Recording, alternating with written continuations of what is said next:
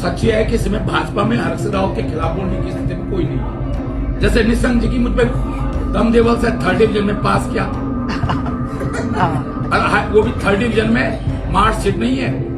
धन सिंह रावत जी का मुझे पता है, डॉक्टर सूद जो हमारे ब्लाइंड प्रोफेसर थे पॉलिटिकल साइंस जी, उनके अंडर में उन्होंने जो है पीएचडी किया। अब सोच लो आप, कोई जो ब्लाइंड एजुकेशन जानता है वो अगर कुछ लिखेगा तो ब्लाइंड पढ़ लेगा वो तो, लेकिन आंखों वाला राइटिंग को ब्लाइंड कैसे पढ़ेगा? अब ये अंदाजा लगा लो आप।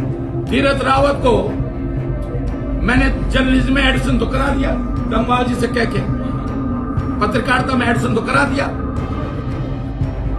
अब मैं जब एग्जाम हुआ जर्नलिज्म पत्रकारिता डिप्लोमा का, तो उसमें मैं मदद नहीं कर पाया तो फेल है जर्नलिज्म में, गढ़वाल विश्वविद्यालय फेल है तीरथ सिंह रावत। क्या उत्तराखंड की मौजूदा सियासत में कांग्रेस के बड़े नेता बीजेपी वालों का सिरदर्द बढ़ा रहे हैं? बीजेपी के निशाने पर कभी जो हरीश रावत रहते थे, आज क्यों बीजेपी वाले हरीश रावत को नहीं बल्कि हरक सिंह रावत पर ज्यादा फोकस कर रहे हैं? क्या हरक सिंह रावत आने वाले चुनाव में बीजेपी के लिए बड़ी टेंशन बनने वाले हैं? टेंशन वाला बयान एक बार फिर से हरक सिंह रावत ने दिया है। ये सवाल टेंशन वाला मैं क्यों कर रहा हूं, बताऊंगा अपने इस रिपोर्ट के जरिए। आप वीडियो में अंत तक बने रहिएगा। नमस्कार, पहलाग में पंकज रौतेला, आप देख रहे हैं उत्तराखंड न्यूज। दोस्तों, कांग्रेस चुनाव प्रबंधन कमेटी के अध्यक्ष पूर्व कैबिनेट मंत्री हरक सिंह रावत बेबाकी के लिए जाने जाते हैं। कांग्रेस में नई जिम्मेदारी मिलते ही हरक सिंह रावत इन दिनों काफी जोश में भी हैं। हरक सिंह रावत का कहना कि बीजेपी का कोई नेता मेरे खिलाफ बोल नहीं सकता। हरक सिंह रावत ने अपने ताजा बयान में किसी भी बीजेपी के पूर्व मुख्यमंत्री को नहीं बख्शा है, न छोड़ा है, और बता दिया कि सबकी कुंडली, सबकी फाइल मेरी जेब में है। मेरे खिलाफ बोलने की हिमाकत किसी भी बीजेपी नेता में है ही नहीं। मेरे पास सबकी फाइल है। हरक सिंह रावत क्या करेंगे क्या नहीं करेंगे, इससे भाजपा पहली बात। देखिए, विनोद चमोली जी क्या कह रहे हैं, मैं टिप्पणी कारण क्या है ना कि अब भाजपा ने क्या कर दिया, पहले महेंद्र भट्ट से बुलवाया तो मैंने महेंद्र भट्ट जी की बात बोल दी। अब सच ये है कि इसमें भाजपा में हरक सिंह रावत के खिलाफ बोलने की स्थिति में कोई नहीं है।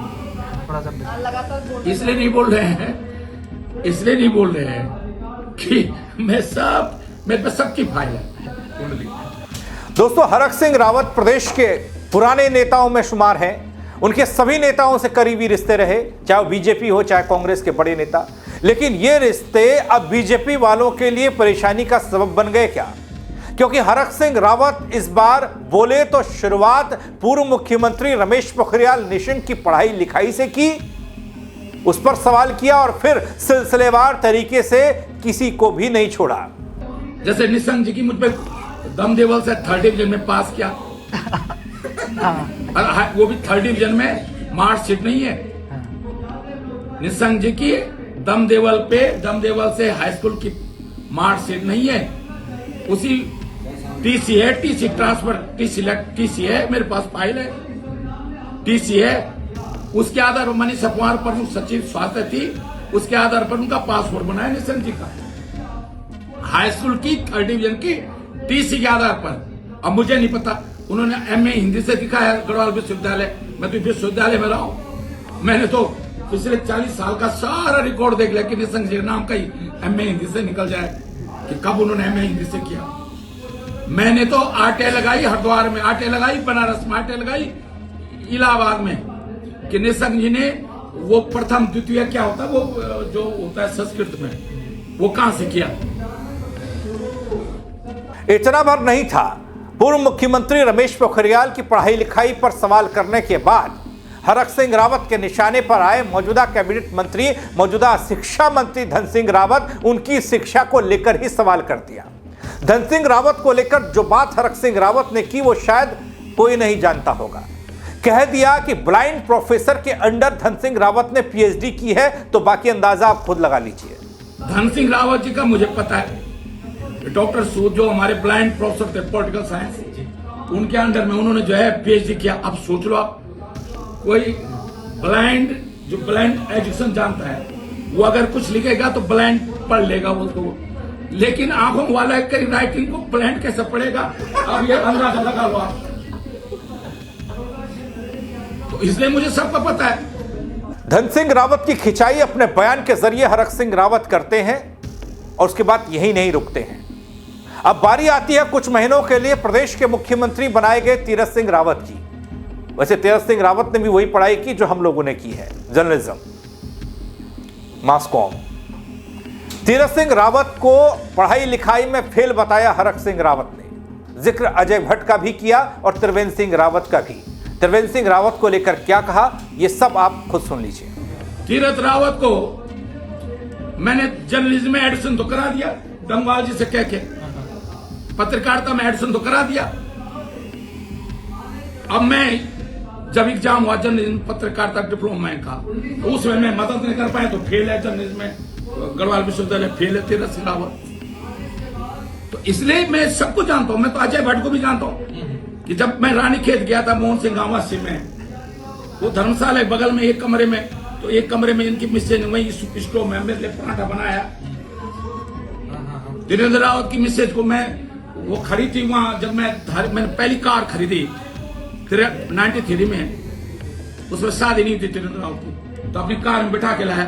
उस बाद जब धीरेन्द्र रावत की शादी हो गई 94 या 95 में, तो धीरेन्द्र रावत ने एक दिन देवलोक होटल सिनर में सामने बुलाया, तो उसकी मिसेज ने भी ऐसी फूडी स्टोव में मेरे लिए पराठा बनाया, नाश्ता बनाया।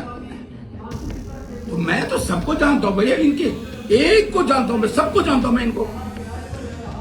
मतलब एक व्यक्ति बोल दो तुम, मैं मुझे सबको पता है। कोश्यारी जी वो उत्तरांचल कब करी गई पुस्तक लिखी, उन्हें इतनी सी पेज की 10 रुपए कीमत थी उसकी, 1000 पुस्तकें मैंने बेची, तब उनका खर्चा चलता था।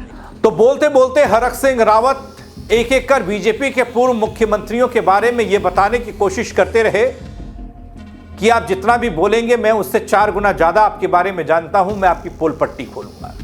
जब बात चल रही थी पूर्व मुख्यमंत्रियों की, तो बीजेपी के पहले मुख्यमंत्री, या यूं कह लीजिए कि जब उत्तराखंड अलग हुआ, नित्यानंद स्वामी के बाद दूसरे मुख्यमंत्री प्रदेश के बने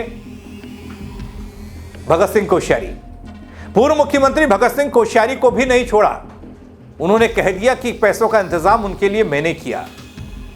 इन सब से इतर आपने देखा होगा दोस्तों कि कुछ दिन पहले नेताओं का पर्सनल अटैक खूब एक दूसरे पर देखने को मिला, जिसमें हरक सिंह रावत भी शामिल हैं। कांग्रेस के वरिष्ठ नेता हरक सिंह रावत चुनाव प्रबंधन समिति के अध्यक्ष नियुक्त किए गए, उसके बाद वो काफी एक्टिव हुए, तो बीजेपी वालों ने उन पर निशाना साधना शुरू कर दिया। अटैकिंग मोड में पारी खेल रहे हरक सिंह रावत को जवाब भी कुछ उसी अंदाज में मिल रहे हैं। धरना प्रदर्शनों में शामिल हुए हरक सिंह रावत को एक्टिव नेता के तौर पर देखा गया, सरकार को आड़े हाथ लेते देखा गया। हरक सिंह रावत ने बीजेपी को सत्ता से उखाड़ फेंकने वाला प्रण तो काफी दिन पहले ले लिया है। उन्होंने कह दिया कि जब तक सत्ता से उखाड़ कर नहीं फेंकेंगे तब तक कोई सम्मान नहीं, कोई माला नहीं पहनूंगा। और हाँ, अब तक पहनी भी नहीं, ऐसा कहीं देखने को नहीं मिला।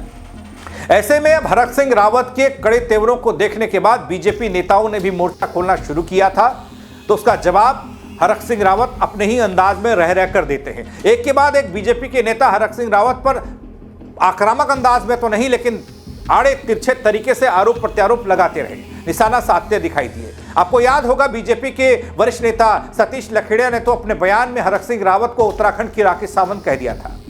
हरक सिंह जी उत्तराखंड की राजनीति के राखी सावंत हैं, जिनको चर्चा में रहने के लिए कुछ ना कुछ चाहिए कि लोग उनके चटकारे ने उनको कम से कम व्यू मिले और अधिक से अधिक चर्चाएं आए और अधिक से अधिक लोग उनको देखें। वो किसी भी धरने में जाने को तैयार है, वो किसी भी मांग मानने को तैयार है, आप कुछ भी बोलिए मानने को। ये एक वरिष्ठ राजनेता की ये कम से कम उनका अवसाद है उनके भीतर का, क्योंकि उन्होंने सदैव उछल कूद करके कभी इस पार्टी में गए कभी उस पार्टी, और सदैव प्राप्त करते रहे और उन्हें सदैव मिलता रहा। पहली सरकार में वो मंत्री बन गए जिसमें उत्तराखंड में उन पर आरोप लगे, जैनी कांड हुआ, उत्तराखंड पूरे देश में शर्मसार हुआ। ऐसा ही निशाना साधा जा रहा है, लेकिन हरक सिंह रावत छोटे नेताओं पर फोकस नहीं कर रहे हैं, वो बीजेपी के बड़े नेताओं पर निशाना साधे हुए हैं, उनकी टेंशन बढ़ाए हुए हैं, जो बीजेपी के लिए 27 का चुनाव बना सकते हैं। तो इधर बीजेपी वालों ने कमेंट किया, तो उधर सब बयानों से पहले हरक सिंह रावत ने कैबिनेट मंत्री सतपाल महाराज को घेरा था, वो भी याद आ गया, बता देता हूं, क्योंकि अभी मुख्यमंत्रियों का सिलसिलेवार तरीके से जिक्र इस बयान में, इस पैकेज में, इस रिपोर्ट में मैंने किया कि हरक सिंह रावत कैसे घेर रहे हैं। तो सतपाल महाराज भी बड़े नेता हैं, पुराने नेता हैं, उनकी भी अच्छी खासी पकड़ है, उनको कैसे वो छोड़ सकते हैं। उन्हें हरक सिंह रावत ने रील वाला महाराज, रील वाला नेता करार दिया था। गढ़वाल में पूरे हिंदुस्तान में नाम था कि नहीं था सतपाल महाराज का? आज कोई नाम लेने वाला बचा? वो चौकटा खाल के लोग नहीं ले रहे, लोग तब ले रहे सतपाल महाराज का नाम जब वो जो है तेंदुआ जो है गढ़वा के बदल में थे, गुलदार तेंदी का नाम है, बाघ ही बोलते हैं। वैसे बाघ का पता वो टाइगर को कहते हैं, वैसे बाघ टाइगर को कहते हैं। जब वो गुलदार लोग खा रहे तब लोग बोले भाई महाराज का हमारा मंत्री कहां गया? अब क्या होगा? वो महाराज को वहां दिल्ली में बैठ के और देहरादून बैठ के कहीं मैं देख रहा हूँ कभी ऐसा लाइव आता है जैसे हाँ मैं फोन कर रहा हूं ऐसा करता है। अरे क्या नौटंकी हुई है? अब सतपाल महाराज को अपनी जिंदा रहने के लिए भी जैसे वो आजकल हमारे गांव में कुछ जाते ना, मैं आज अपने गांव आई हूँ रील बनाने का शौक, ऐसे वो महाराज भी चढ़ गया रील बनाने का शौक। मैं परसों देख रहा था वो सोशल मीडिया, आपने देखा नहीं देखा? वो फोन कर हाँ भाई डेपो साहब। अब महाराज को भी ये शौक चढ़ गया कि आज मैं अपने गांव आई हूँ, आज मैं अपने गांव आया हूँ, ये हमारे यहाँ ये हुआ है। अरे सतपाल महाराज जी, तुमने अपना कद क्या ऐसे मंत्री पर ऐसे क्या लालच हो गया? तुम पे गाड़ी घोड़े की कमी है क्या महाराज जी के पास? एक गनर के लिए गाड़ी घोड़े के लिए तुम मंत्री बने हो। आज हमें शर्म आ रही है, हम महाराज की जो दुर्दशा देख के आज हम पूरा पौड़ी जिला शर्मसार हो रहा है, पूरा गढ़वाल शर्मसार हो रहा है। अरे हमने तो महाराज का वो रुतबा देखा है कि दिल्ली में लाल किले पे उनका प्रवचन होता था तो लाखों लोग आते थे। अब वो ना धार्मिक रह गए ना ढोंगा मंत्री रह गए, वही मुख्यमंत्री। दोस्तों, एक तरफ हरक सिंह रावत का यह अटैकिंग अंदाज और दूसरी तरफ बीजेपी का कांग्रेस के और बड़े नेताओं से किनारा कर हरक सिंह रावत पर बयान करना, वार करना, पलटवार करना काफी कुछ बता रहा है। चुनाव में हरक सिंह रावत की बड़ी भूमिका रहने वाली है क्या? कांग्रेस के लिए सरकार में आना हरक सिंह रावत के लिए जरूरी है कि वो अटैकिंग मूड में बने रहे, तो वही बीजेपी के लिए रावत की काट में अपने ज्ञान को और दुरुस्त करने की जरूरत मालूम पड़ती है, क्योंकि हरक सिंह रावत के पास हर वो तीर है उनकी कमान में कि बीजेपी वाले कुछ कहे नहीं, वो तीर छोड़े नहीं, वो बयान दे नहीं। अभी तो खूब खेल रहे हैं हरक सिंह रावत बल, आगे क्या होगा, नतीजा क्या निकलकर सामने आएगा, ये तो वक्त बताएगा। लेकिन इस सियासत पर, इस बयानबाजी पर और हरक सिंह रावत के एक अलग तरह के इस अंदाज पर आप क्या कहेंगे? क्या यह अंदाज कांग्रेस के लिए फायदेमंद होगा आगामी 2027 के विधानसभा चुनाव में? जिस टेंशन का जिक्र हो रहा है, बीजेपी के लिए टेंशन बनेगा ये वाला अंदाज, ये वाले बयान? और क्या है हरक सिंह रावत के पिटारे में? क्योंकि वो बार बार कहते हैं कि सबकी कुंडली जानता हूं, सबके बारे में जानता हूं। क्या वक्त आने पर और कुछ सुनने और देखने को मिलेगा? आप कमेंट के जरिए बताइएगा जरूर। दोस्तों, मेरे साथ जुड़ने के लिए आप सबका बहुत शुक्रिया। जय उत्तराखंड। अब सच ये है कि इसमें भाजपा में हरक सिंह रावत के खिलाफ बोलने की स्थिति में कोई नहीं। जैसे निशंक जी की मुझ पर दमदेवल से 3rd डिवीजन में पास किया, वो भी 3rd डिवीजन में मार्कशीट नहीं है। धन सिंह रावत जी का मुझे पता है, डॉक्टर जो हमारे ब्लाइंड प्रोफेसर थे पॉलिटिकल साइंस, उनके अंडर में उन्होंने जो है PhD किया। अब सोच लो आप, कोई ब्लाइंड एजुकेशन जानता है वो अगर कुछ लिखेगा तो ब्लाइंड पढ़ लेगा वो तो, लेकिन आंखों वाला करीब राइटिंग को ब्लाइंड कैसे पढ़ेगा? अब ये अंदाजा लगा हुआ। तीरथ रावत को मैंने जर्नलिज्म में एडमिशन तो करा दिया, गंगवाल जी से कह के पत्रकारिता में एडमिशन तो करा दिया। अब मैं जब एग्जाम हुआ जर्नलिज्म पत्रकारिता डिप्लोमा का, उसमें मैं मदद नहीं कर पाया तो फेल है जर्नलिज्म में, गढ़वाल विश्वविद्यालय फेल है तीरथ रावत।